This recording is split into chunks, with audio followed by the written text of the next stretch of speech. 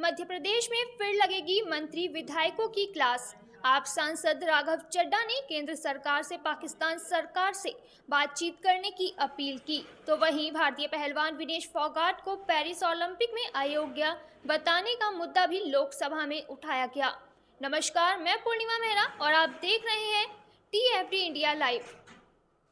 मध्य प्रदेश में विधानसभा चुनाव हुए काफी महीने बीत चुके हैं, पर लगातार यह बात सामने आई है कि अभी तक नए मंत्री विधायक सिस्टम को समझ नहीं पाए।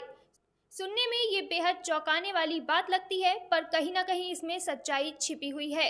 यही वजह है कि अब भारतीय जनता पार्टी MP में नए विधायकों और मंत्रियों को ट्रेनिंग देने के लिए कैंप का आयोजन करने जा रही है।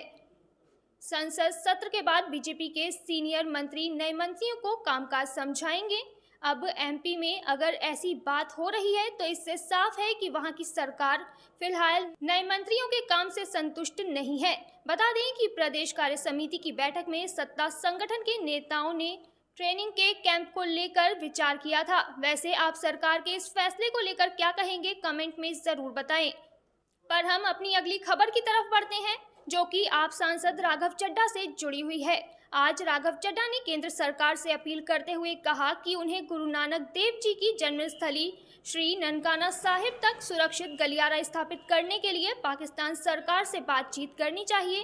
राघव चड्ढा ने राज्यसभा में कहा कि श्रद्धालुओं के लिए पासपोर्ट, वीजा और बोझिल फॉर्म के लिए अनिवार्य आवश्यकता नहीं होनी चाहिए। उनका कहना है कि अमृतसर अटारी बाघा बॉर्डर से शुरू होकर पाकिस्तान में श्री ननकाना साहिब तक एक सुरक्षित सड़क मार्ग बनाया जाना चाहिए। राघव चड्ढा अक्सर अपने मुद्दों के लिए चर्चाएं बटोरते हैं।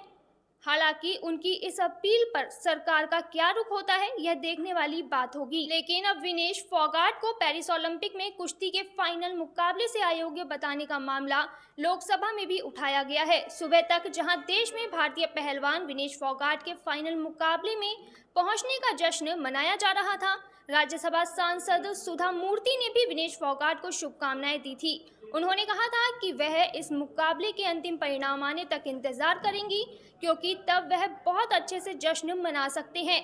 पर जैसे ही विनेश फोगाट को 50 किलोग्राम की कुश्ती प्रतियोगिता से केवल 100 ग्राम वजन अधिक होने की वजह से अयोग्य घोषित कर दिया गया, तो ऐसे में पूरे देश को काफी बुरा लगा।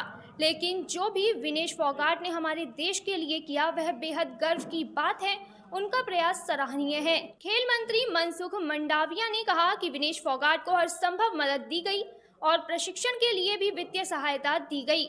उन्होंने कहा कि कुश्ती संघ मामले का संज्ञान ले रहा है, साथ ही अंतर्राष्ट्रीय स्तर पर इसका विरोध जताया जा रहा है।